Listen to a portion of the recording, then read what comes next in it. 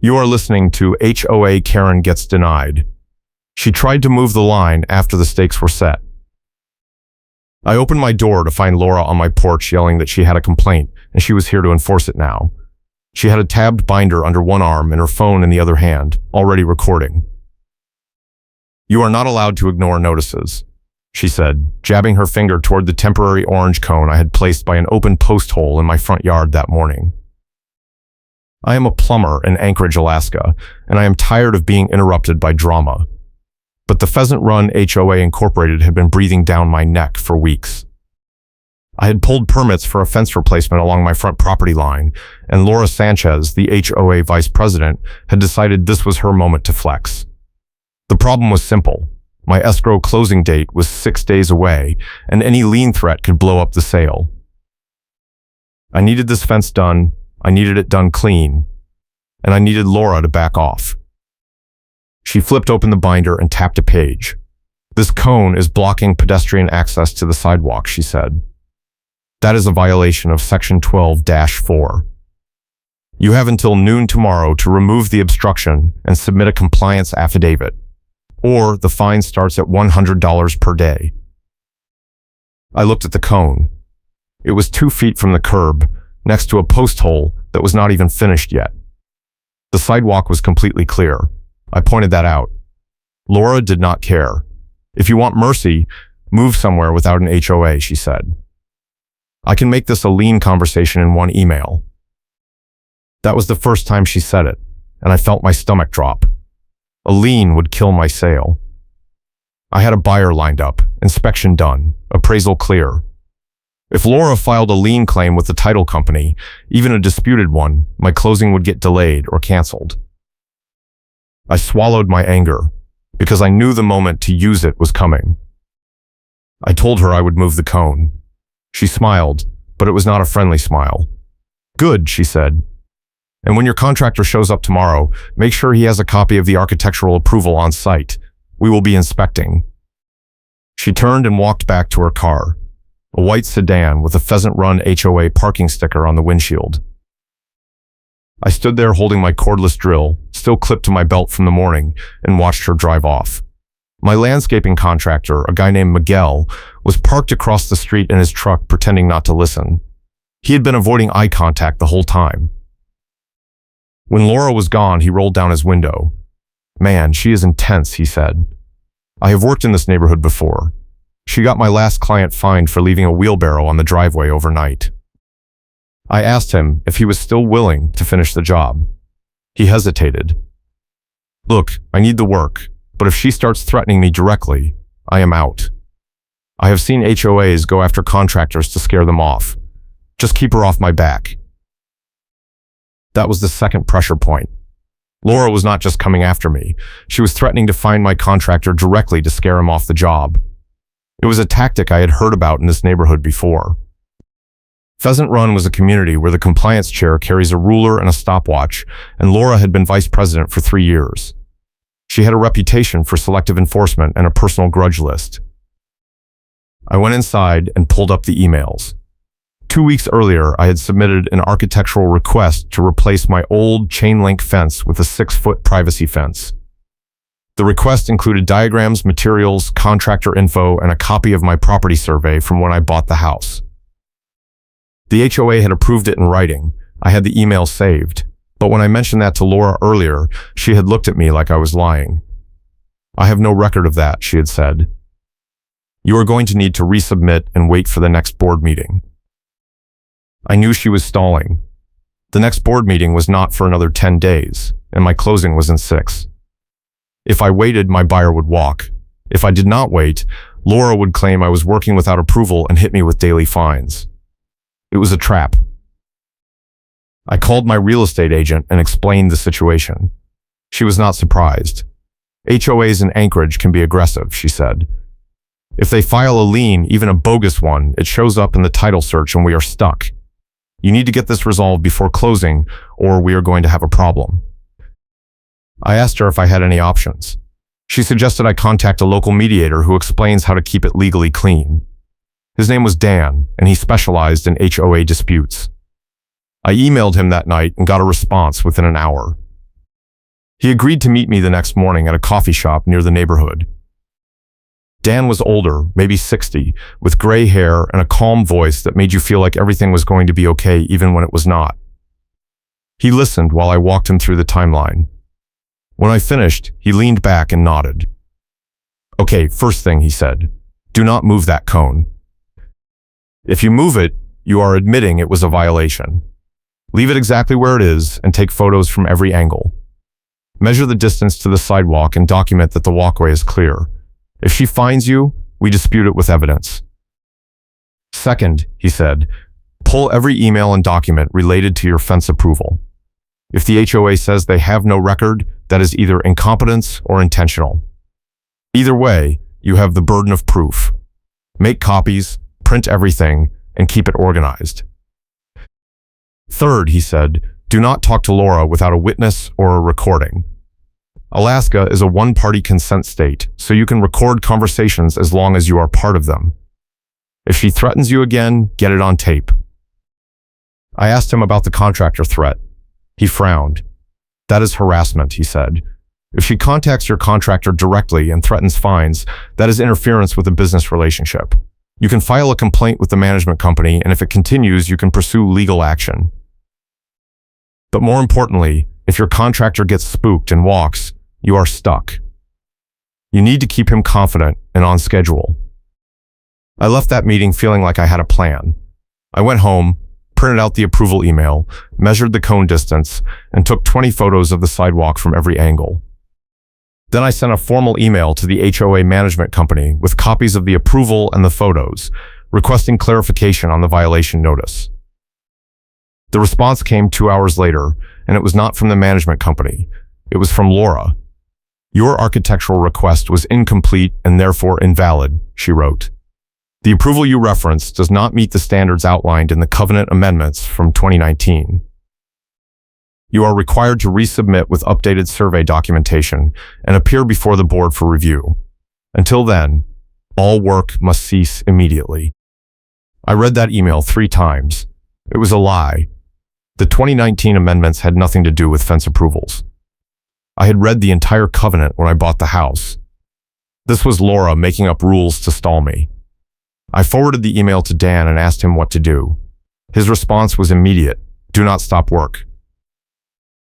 If you have written approval, the burden is on them to prove it is invalid.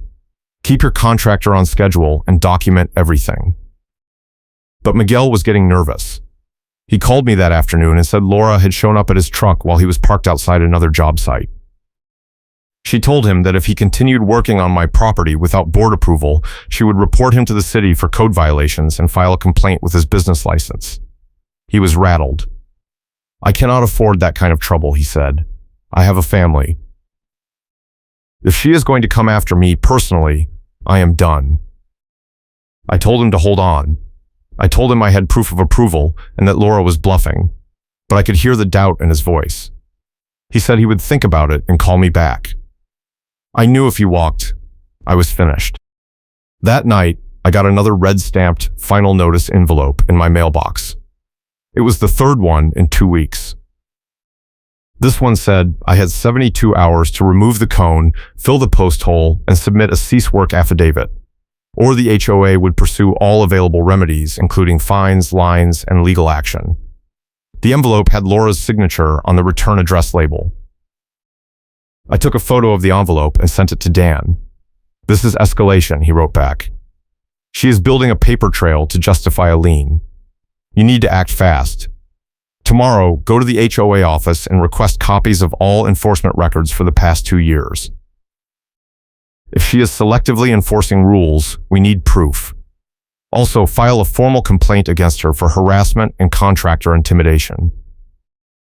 The next morning, I drove to the HOA management office. It was a small building near the entrance of the neighborhood with a faded Pheasant Run sign out front. Inside, a tired-looking woman named Karen, ironically, sat behind the desk. I explained what I needed. She looked uncomfortable. "Laura is not going to like this," she said. "I do not care what Laura likes," I said. "I am a homeowner, and I am entitled to these records." She sighed and pulled up the database. It took her 20 minutes to print everything, and when she handed me the stack, I could see why Laura did not want me to have it. The records showed a pattern. Over the past 2 years, there had been 14 fence-related violations issued in the neighborhood. 13 of them had been issued to homeowners Laura had personal disputes with. One of them was issued to a guy who had run against her in the last board election. None of the violations had been issued to her friends or allies on the board. I also found something else. Buried in the minutes from a board meeting 4 years earlier, there was a discussion about property line disputes. The meeting notes mentioned that a survey had been conducted for the entire street, and the results had been filed with the HOA. The notes said the survey confirmed that several fences were incorrectly placed, but no enforcement action was taken because the board decided it would be too disruptive. That was the twist. The property line dispute was already settled in older HOA minutes, and Laura hid that page. She knew the survey existed. She knew my fence was going in the correct location. But she was using the confusion to stall my project and set me up for a lien. I made copies of everything and took them to Dan. When he saw the records, he smiled. "This is it," he said. "This is selective enforcement, and this is evidence of bad faith. If you bring this to a hearing, she is finished. But you need to be smart about how you deploy it. Do not show your hand until the right moment." That afternoon, Miguel called me back. He had decided to stay on the job, but only because I promised him I would handle Laura. I told him to keep his head down, stay on schedule, and let me deal with the HOA. He agreed, but I could tell he was still scared. The next morning, Laura was back. This time, she brought someone with her, a tow truck driver. I was outside measuring the fence line with a tape measure when I saw them pull up. Laura got out of her car wearing her reflective safety vest like she was some kind of official. The tow truck idled behind her. She walked up to me and smiled. "I warned you," she said. "This cone has been here for 4 days. That is a violation of access codes. I have arranged for it to be removed and impounded. The retrieval fee is $350 plus daily storage." I looked at the tow truck driver. He looked uncomfortable. I asked him if he was aware that this was private property and that the cone was not blocking anything. He shrugged. "Lady called me and said it was an HOA violation," he said. "I am just doing my job." Laura cut in. "The HOA has authority to remove obstructions on common property," she said. "This sidewalk easement is common property. You are in violation." I pulled out my phone and showed her the survey. "The sidewalk easement ends here," I said, pointing to the property line on the diagram. "This cone is on my private property. You have no authority to remove it, and if you do, I will file a police report for theft." Laura's smile disappeared. She turned to the tow truck driver. "Do it anyway," she said. The driver hesitated. He looked at me, then at Laura, then at the survey on my phone. "Lady, I do not think I can do this if he is saying it is private property," he said. "I could get sued." Laura's face turned red. She started yelling at him, telling him he was under contract with the HOA and he had to follow her instructions. The driver got back in his truck and said he was leaving. Laura chased after him, screaming that she would report him to his company. He drove off anyway. I stood there with my tape measure, watching Laura lose it in the middle of the street. A neighbor across the way, an older man named Bill, had come out to watch. He gave me a thumbs up. When Laura finally turned back to me, her voice was shaking. "You think you are clever," she said. "But I can make this a lean conversation in one email. And when your closing falls apart, you will wish you had just followed the rules." I did not respond. I just took out my phone and started recording. Laura noticed, and her expression changed. She pointed at me. "You are not allowed to record me without my consent," she said. "Actually, I am," I said. "Alaska is a one-party consent state, and I am documenting your harassment for the record." She turned and stormed back to her car. As she drove off, I saw her on her phone. I knew she was calling someone, probably the management company or another board member. That night, I got a notice from the HOA that my amenities access had been suspended.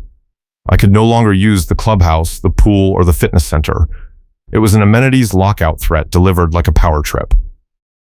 The notice said the suspension was due to ongoing compliance violations and would remain in effect until all violations were resolved and fees paid in full. I called Dan. "This is retaliation," he said. "She is escalating because you stood up to her. The good news is, every move she makes is more evidence. The bad news is, she is not going to stop until she gets what she wants." I asked him what he thought she wanted. He paused. "Control," he said. "People like Laura do not care about the rules. They care about making sure everyone else knows they are in charge. You embarrassed her in front of a contractor and a neighbor. Now she is going to make you pay." The next day, Miguel texted me. Laura had contacted him again, this time through the management company. They had sent him a formal letter threatening to fine him directly if he continued work on my property without updated board approval. The letter said the HOA had the authority to penalize contractors for code violations under Section 18-9 of the covenants. I pulled up the covenants and read Section 18-9. It did not say anything about contractor penalties. It was about landscaping maintenance. Laura was making it up again. I forwarded the letter to Dan. He called me immediately. "This is interference," he said. "She is using the management company as a weapon. You need to file a formal complaint against both Laura and the management company with the board, and you need to do it in writing with copies of all the threats. If they do not take action, you have grounds for a lawsuit." I spent that afternoon drafting a complaint. I included the tow truck incident, the contractor threats, the amenities suspension, the lien threats, and the selective enforcement records I had pulled from the office. I cited Alaska HOA law and included copies of my approval email and survey. Then I sent it to the entire board, the management company, and Dan. The response was fast. Within 2 hours, I got a call from the HOA board president, a guy named Tom. He sounded apologetic.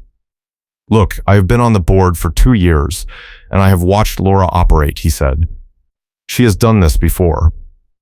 I did not realize it had gotten this bad. We are going to schedule an emergency meeting to review your complaint.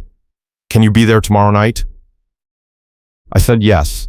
Tom told me to bring all my documentation and be prepared to present it to the board.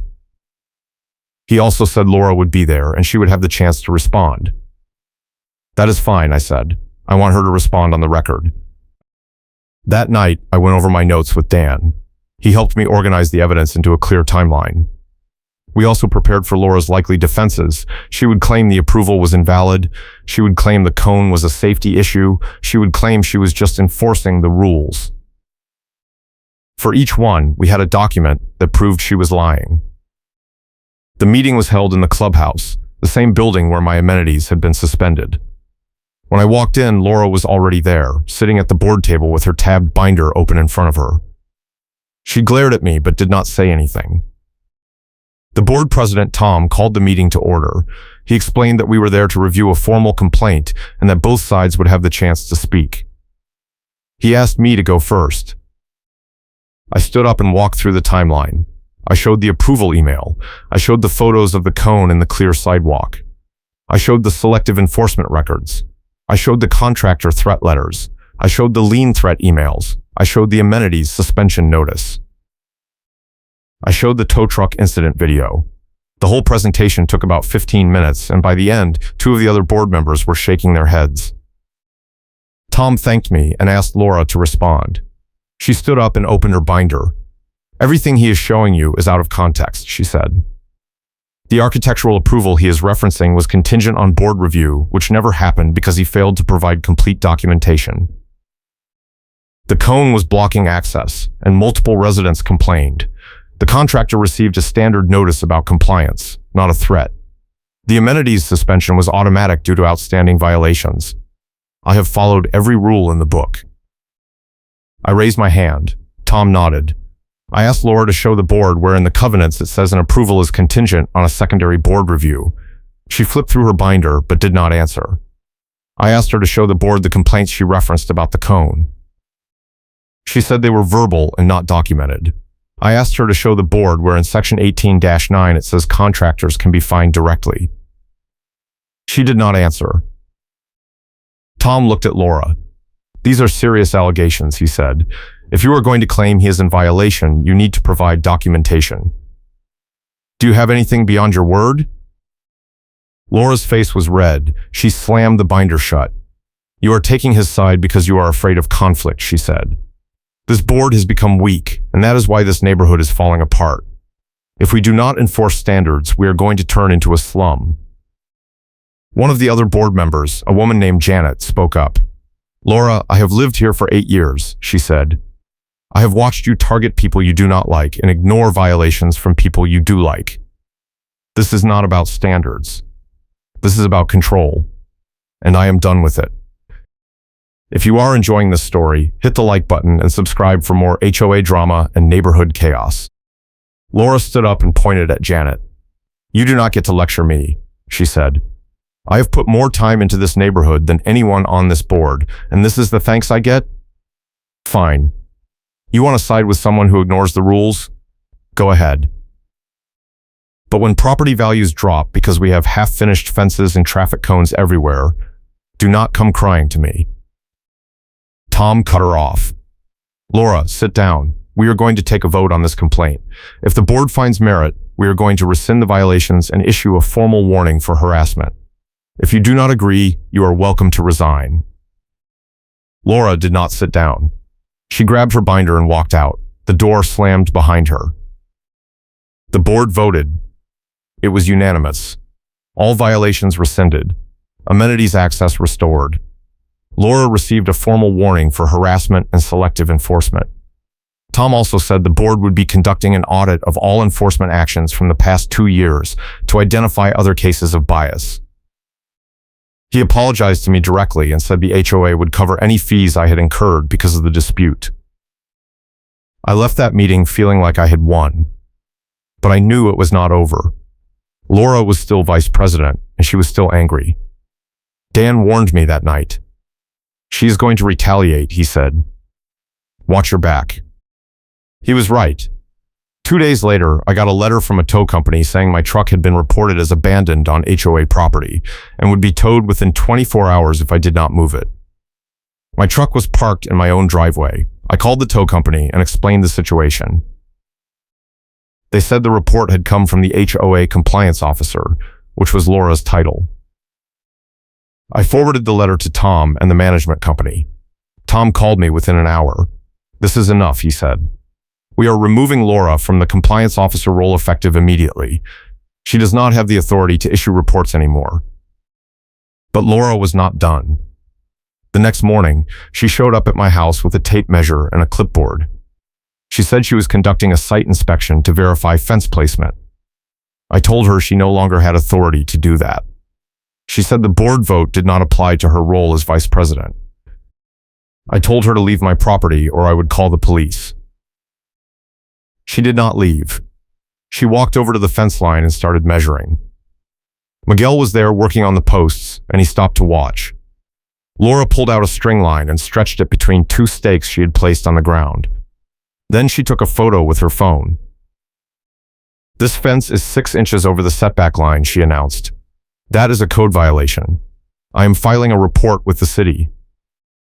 I walked over and looked at her string line. It was not even close to the actual property line. I pulled out my survey and showed her. Your string is off, I said. The setback is measured from the property line, not from the curb. You are measuring from the wrong point. Laura ignored me. She took more photos and wrote notes on her clipboard. Then she walked over to Miguel. You are going to be held liable for this, she said. When the city inspector comes out and sees this fence is illegal, you are going to be the one who pays the fine.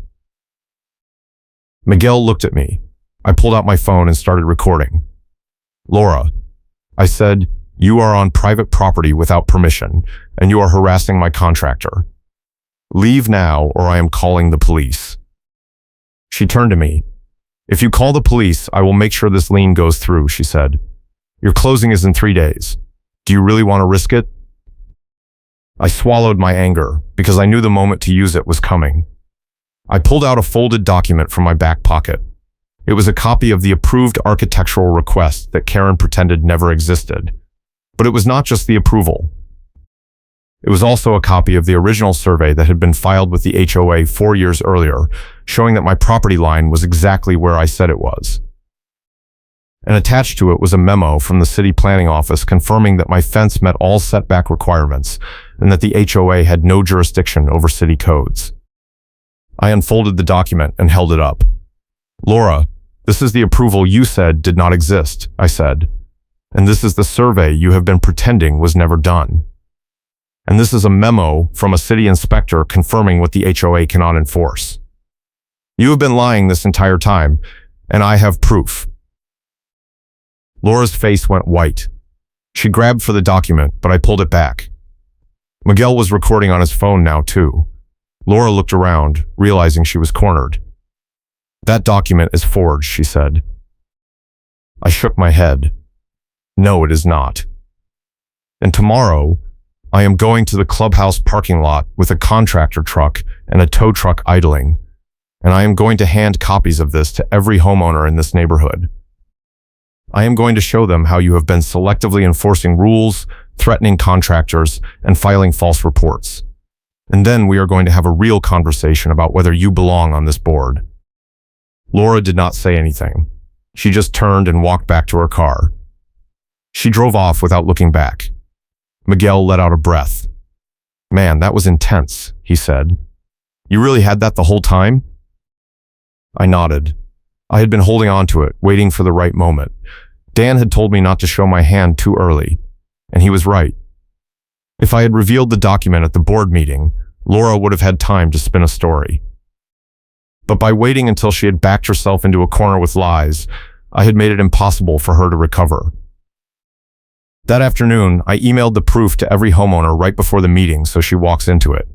I attached the approval, the survey, the city memo, the selective enforcement records, and a timeline of Laura's threats. I also copied the management company, the entire board, and Dan. The subject line was simple: evidence of HOA misconduct and harassment. Within an hour, my phone started buzzing with messages from neighbors. Some of them thanked me. Some of them said they had been targeted by Laura too, and were glad someone finally stood up to her. One guy said he was going to file his own complaint. The emergency board meeting was scheduled for the next night. I showed up early. The clubhouse parking lot was packed. A contractor truck was parked near the entrance, and a tow truck was idling in the back lot, a coincidence that felt almost poetic. Inside, the room was standing room only. Neighbors I had never spoken to were there. Laura was sitting at the board table alone. None of the other board members were sitting near her. Tom called the meeting to order. "Before we get started," he said, "I want to address the email that went out yesterday. The board has reviewed the documentation provided, and we have some serious concerns about the conduct of our vice president. We are going to be discussing disciplinary action tonight." Laura stood up. "This is a witch hunt," she said. "You are all turning on me because one person made a few complaints. I have done everything by the book." A woman in the audience raised her hand. Tom nodded at her. "I am on your list," she said, pointing at Laura. "You fined me $300 last year for leaving my trash cans out 1 hour past pickup time. But when your friend down the street left theirs out for 3 days, nothing happened. How is that by the book?"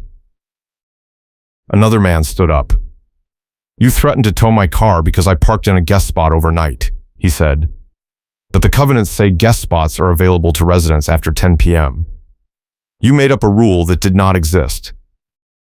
One by one, neighbors stood up and shared their stories. Laura tried to interrupt, but Tom told her to sit down. After about 20 minutes, he called for a vote. The board voted to remove Laura from her role as vice president and to place her on a no-contact directive by management. She was banned from issuing any enforcement notices or interacting with homeowners or contractors on HOA business. If she violated the directive, she would be removed from the board entirely. Laura did not fight it. She just grabbed her binder and left. I never saw her at another HOA event again. The fallout continued for weeks. The board hired an independent auditor to review all enforcement actions from the past 2 years. The audit found that Laura had issued over 40 violations, and more than half of them were either unsupported by the covenants or applied inconsistently. The HOA votes to require actual evidence before fines, and the board was forced to refund a large batch of charges across the neighborhood. My refund alone was over $800. Miguel finished the fence 3 days later. It passed city inspection with no issues.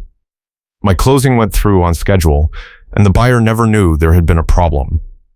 When I handed over the keys, I felt like I could finally breathe. A few weeks later, Dan called me. He said another homeowner in the neighborhood had reached out to him, and they were considering filing a class action lawsuit against the HOA for the pattern of abuse. He asked if I would be willing to share my documentation. I said yes. I also heard through the neighborhood grapevine that Laura had tried to run for a position on another HOA board in a nearby community. Someone forwarded them the email I had sent, and her application was quietly rejected. As for me, I kept my head down and stayed out of HOA drama, but I did make one change. I installed a video doorbell and a security camera pointing at my front yard. If anyone ever showed up yelling about a violation again, I wanted it on tape. One afternoon, about a month after everything settled, I was outside doing some touch-up work on the fence when Bill, the neighbor who had given me the thumbs up during the tow truck incident, walked over. He was carrying a beer and he handed me one. "That was something," he said. "I have lived here 10 years, and I have never seen anyone take on the board like that." I thanked him and took a sip.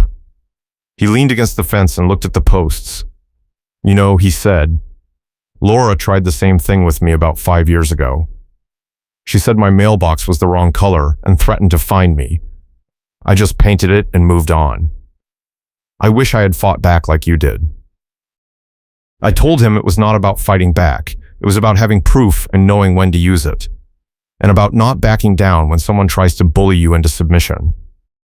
Bill nodded. "Well, you did good," he said. "The neighborhood is better off without her running things."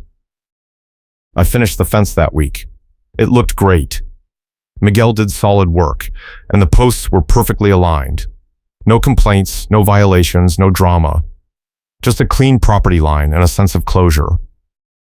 A few months later, I got a letter from the HOA. It was an invitation to run for the board in the next election. I thought about it for a minute, then threw the letter in the recycling. I had spent enough time dealing with HOA nonsense. I was done. But I did keep all the documentation, just in case. Because in a neighborhood like Pheasant Run, you never know when you might need it again. Thanks for watching. I will see you in the next HOA story.